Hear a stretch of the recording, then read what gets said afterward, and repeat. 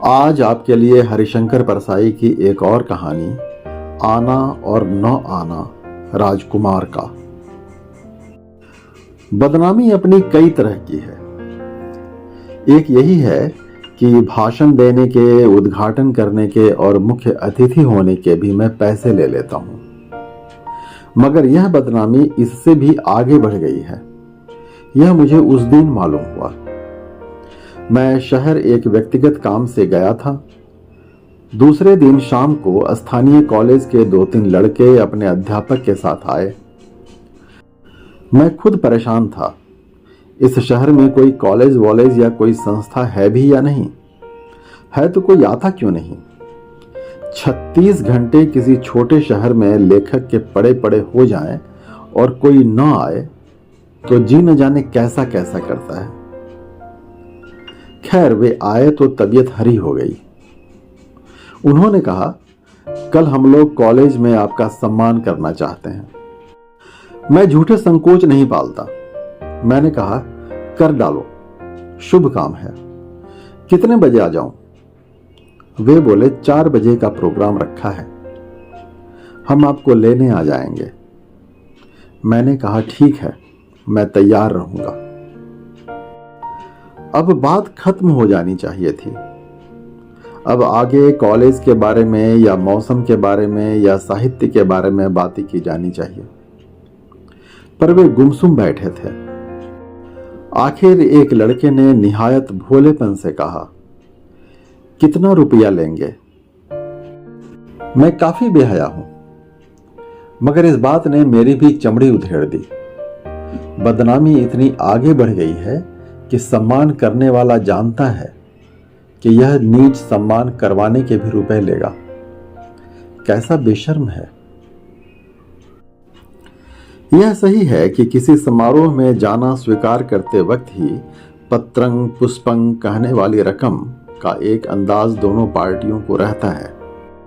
मैं पहुंचते ही आयोजकों के चेहरे, व्यवहार और आवाभगत से हिसाब लगाना शुरू कर देता हूं कि ये अच्छे पैसे देंगे भी या नहीं।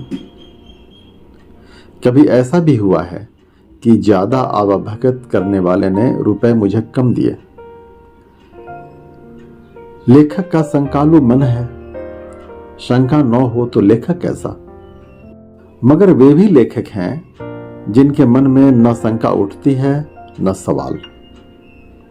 ज्यादा आवाभगत होने लगे तो आशंका होने लगती है कि ये पैसे कम देंगे।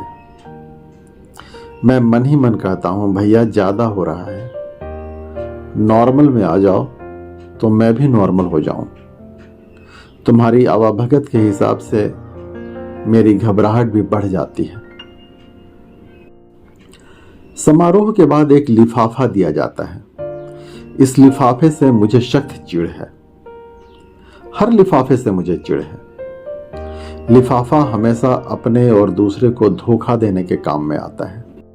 लिफाफा देखकर मैं बेचैन हो उठता हूं। पता नहीं कितने हैं भी या नहीं। चारों तरफ अंधकार, कोई रोशनी देने वाला नहीं। मैं विरागी की तरह लिफाफा को लेकर जेब में रख लेता हूं, जैसे तुच्छ माया है, पर मन बेचैन रहता है। मैं बातें करते करते हाथ जेब में डालकर नोटों को टटोल कर रकम का अंदाजा लगा लेता हूं। यह अभ्यास मुझे हो गया है। अगर इसमें नाकामयाब हुआ तो बाथरूम तो कहीं नहीं गया। मैं बाथरूम में जाकर गिन लेता हूं। रकम की अनिश्चितता की बेचैनी सबको होती है। जिन्हें नहीं होती वे आदमी नहीं हैं, और हैं भी तो झूठे हैं। बहुतों में बाथरूम में घुसकर गिरने की नैतिक साहस नहीं होती। रकम की अनिश्चितता की बेचैनी सबको होती है। जिन्हें नहीं होती वे आदमी नहीं हैं, और हैं भी तो झूठे हैं। बहुतों में बाथरूम में घुसकर गिरने का नैतिक साहस नहीं होता, और वे अशांत मन लेकर औपचारिक सद्भावना और संतोष निभाते रहते हैं। मैं ऐसा नहीं करता, गिनकर निकालता हूं, और रकम संतोषप्रद हुआ तो उन लोगों से कहता हूं, आपका यह इलाका बहुत प्रगतिशील है, मैं बहुत जगह घूमा हूं, पर ऐसा आगे बढ़ा हुआ क्षेत्र मुझे बहुत ही कम मिला है। पर अगर रुपए कम हुए तो कहता हूं यह इलाका पिछड़ा हुआ है, इसे भी और बहुत प्रगति करनी है। 10-15 रुपए के हेर फेर से पूरे इलाके को प्रगतिशील या पिछड़ा हुआ घोषित कर देता हूं। समारोह खत्म हो गया था। मुझे पहली गाड़ी से ही लौटना था। सामान बंध चुके थे। होटल के मेरे कमरे में स्थानीय प्रबुद्ध जन और बंधु बैठे हुए थे और मेरे भाषण की तारीफ कर रहे थे। मुझे तारीफ बिल्कुल अच्छी नहीं लग रही थी। मैं बार बार दरवाजे की तरफ देख रहा था। राजकुमार अभी तक नहीं आए। राजकुमार वे सज्जन थे जिसके पास मेरे पैसे थे। मैंने उन लोगों से कहा, राजकुमार अभी तक नहीं आए? वे बोले, आते होंगे। एक अध्यापक कहते हैं, सोचने की नई दिशा देते हैं आप। दिशा तो वही सही है जिससे राजकुमार को आना है। नहीं बताना मुझे दिशा, और सोचने की भी कोई खास जरूरत नहीं है। मुझे तो यह बताओ कि राजकुमार अब तक आया क्यों नहीं? वे बंधु कहते हैं, एक कप चाय हो जाए?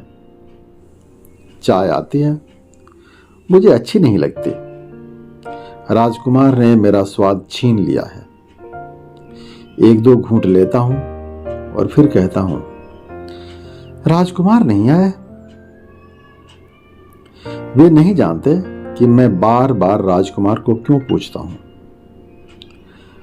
अब मैं अपने को धिक्कारता हूं। लोभी तो भी कोई लेखक है? लेखक क्या ऐसा करता है? धिक्कार है। थोड़ी देर इस धिक्कार से मन को संभालता हूं, पर फिर से पूछ उठता हूं, राजकुमार नहीं आए। अब उन लोगों को अच्छा नहीं लगता। वे शायद सोचते हैं कि कुछ घंटों में ही इन्हें राजकुमार इतने पसंद आ गए और हम कुछ भी नहीं। एक सुंदरी आती है, कहती है, बड़ा सुंदर भाषण था आपका। मुझे उष्मा का अनुभव नहीं होता। इस वक्त विश्व सुंदरी भी राजकुमार से घटिया है। सुंदरी मेरी हां हूं से निरुत्साहित हो जाती है। पर देवी, मैं क्या करूं? राजकुमार तो नहीं आए। अगर वे आ गए होते, मैं तुमसे बड़े रस से बातें करता।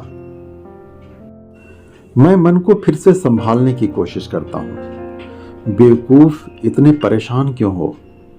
पैसा ही तो सब कुछ नहीं है। 2000 लड़कों ने तुम्हारा भाषण सुना है। इसमें से अगर 50 भी बिगड़ गए तो जीवन सार्थक हो गया।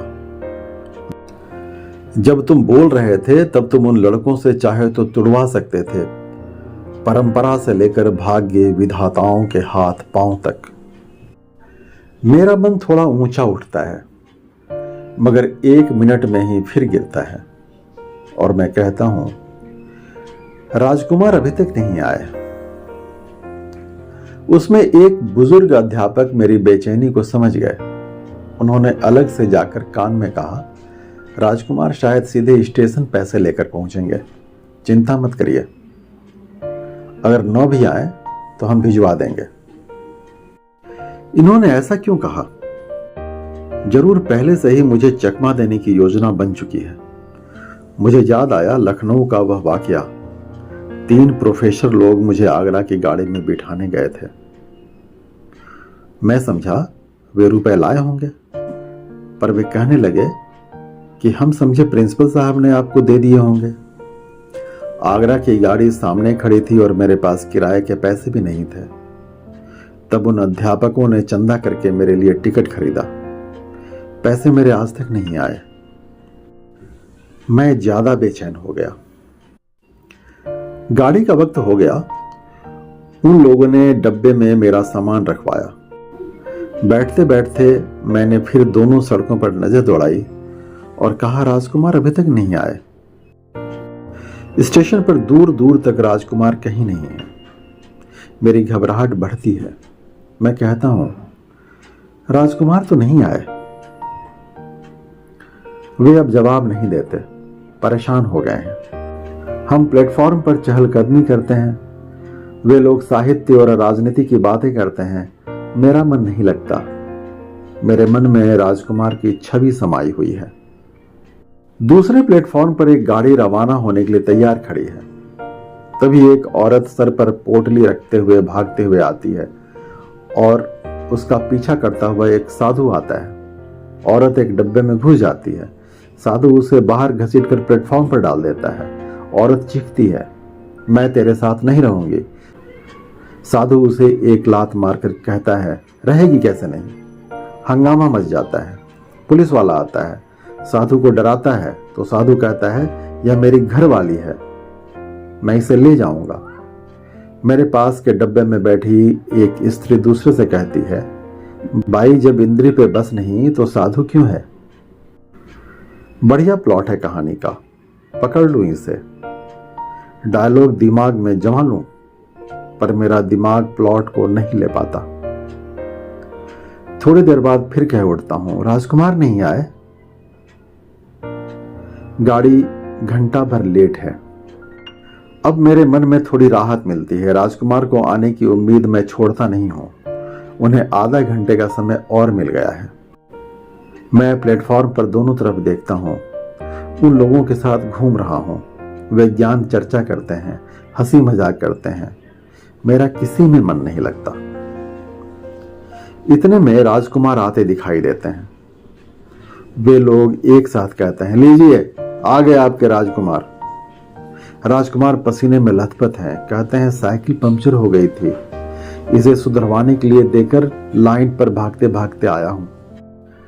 मेरी बेचैनी कम होती है, मगर ये राजकुमार जेब में हाथ क्यों नहीं डालता, लिफाफा क्यों नहीं निकालता, गपशप में क्यों उलझा है। मैं इंतजार करता हूं, यह कब जेब में हाथ डालते हैं। वे जेब में हाथ नहीं डालते। तरकीबें मुझे भी आती है। मैं अपने जेब में हाथ डालते हुए कहता हूं, राजकुमार जी टिकट ले लीजिए। राजकुमार मुझे रोकते हैं, अरे नहीं नहीं, टिकट मैं लाता हूं। राजकुमार मुझे अलग में ले जाकर लिफाफा देते हैं। कहते हैं, इतने रुपए हैं, ठीक है ना। अब बाथरूम में जाने की जरूरत नहीं, राजकुमार ने स्वयं राशि बता दी है। टिकट आ गया है। मैं कहता हूं, भाई चाय पी जाए। चाय मुझे बहुत अच्छी लगती है। कहता हूं, यहां के लोग बड़े प्रबुद्ध हैं। मैं देख रहा था वे लोग बड़े ध्यान से मेरी बात सुन रहे थे और समझ भी रहे थे। कई जगह तो मैंने अनुभव किया है कि मैं बोल रहा हूं और कोई समझ ही नहीं रहा है। इस मामले में आपका यह क्षेत्र काफी बढ़ा हुआ है। राजकुमार आ गए थे ना।